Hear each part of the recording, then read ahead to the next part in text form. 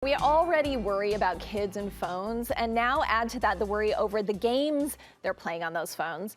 And keeping tabs on it can just feel like a full-time job. It is a full-time job, spoiler alert. But don't worry, my next guest has done the homework for you, and today she's sharing a list of mobile games that are kid-friendly and parent-approved. Tech expert Sarah Kimmel joins me to share a list of games that are fun and, best of all, provide safe screen time. Sarah, I was telling you, my high schooler, he'll get on his Xbox occasionally, but for the most part, he's playing games on his phone right now. And you said that, I mean, that's normal. Totally typical. From 8 to 17, they're spending about an hour and a half to 2 hours playing mobile games on their phone.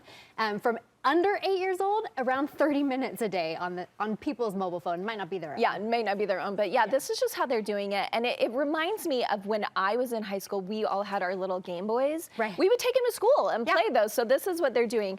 And the fact is that there are a ton of inappropriate games out there. So many, and it's really hard to whittle it down. I'll help you guys out a little bit. But one of the ones that I don't recommend, that a lot of parents allow for their kids, is Roblox. And the reason is people think it's just a game, but it's actually a collection of games, and anybody can upload their own game to it, and it might not be appropriate. That's a big one. We've talked about that before because also the privacy issues are a little sketchy with that one. Sure. Okay, so let's talk about specific things we need to be looking for when we're looking at mobile games.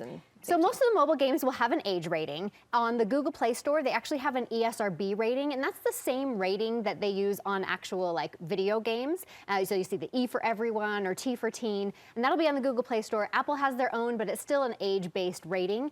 The interesting thing is if you go into that rating on Google Play, you can click the little information button. On the Apple Store, it's a little harder to find, but it'll tell you what went into that rating. And what you really want to look for is users interact. That means they're going to be able to interact with other people, and user-generated content, like I mentioned with Roblox, when anybody can upload content. Yeah, because the fact is, it's easier on Xbox and PlayStation to go into those settings and say you don't want them to have that. You can't do that really on your phone. Right. If you have Google Family Link or if you have family sharing enabled, you can set an age rating on what kind of games they can find in those stores. But yeah, it's harder to find for sure. Okay, so you've kind of looked at all these for us. You've come up, there are more than this, but you've come up with a list that you say you can feel safe with doing. So Pokemon Go is first on your list. Pokemon Go, I really like it because it actually gets the kids outdoors, and you can walk around the neighborhood, find Pokemon, and it kind of looks like they're in the real world environment. You catch them, and you can just walk around the neighborhood and find these Pokemon and collect them. And then you can walk over to one of these gyms and you can battle other Pokemon. So it's just really fun because it gets them out. Yeah, and we've seen waves of this where it's really popular and then it wanes, but this is one that's always fun, gives them exercise as well as being on their screen. Yes, for sure. Okay, up next is one called Crossy Road.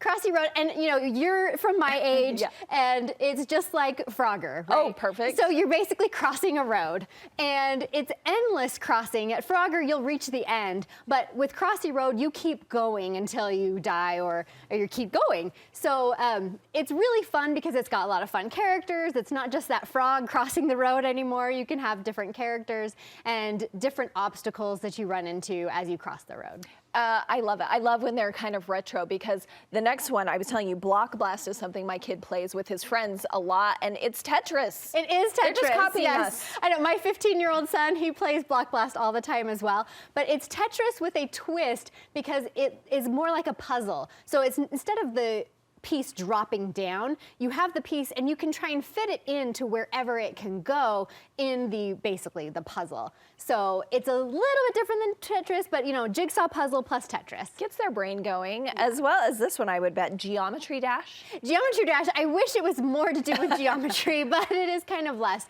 It's more like Flappy Bird, if you're familiar with that, where you kind of press on it and it lifts it, and if you take your finger off, it will decrease.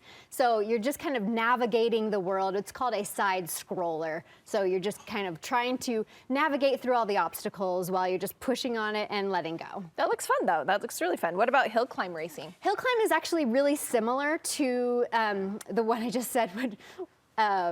Geometry Dash, yes. I don't know why I just thought of that. But Hill Climb Racing actually uses a lot of physics involved too. So If the road is icy, it's gonna be like slippery. And if it's a like mountainous, a dirt hill, it's gonna have different interactions with that environment. So it kind of teaches them a little bit more about physics as well as they go through that side scrolling. I think these all look really fun and would keep kids' attention. But you say that sometimes there are some problematic ads.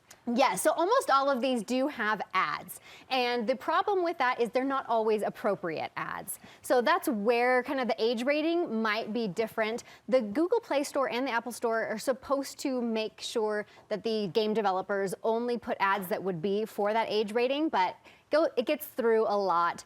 The best thing that I have found to do, especially for like a really young kid, is to turn your phone into airplane mode. And then when they're playing, they're not going to get those ads. Genius.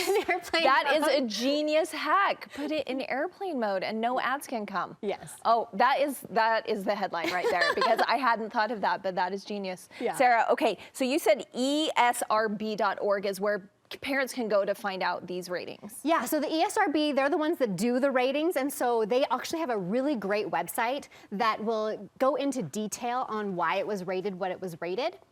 And so E for everyone, T for teen, that's all going to be from the ESRB. There's also Common Sense Media, and they have a lot of reviews from other parents, from kids and all of that. So it's going to be not just their own opinions, but it's going to be the opinions of a lot of people as well. Sarah, thank you so much for blowing my mind with that hack and giving us these good ideas. Where can people find more from you? I'm Family Tech on YouTube and Instagram. All right, thanks, Sarah.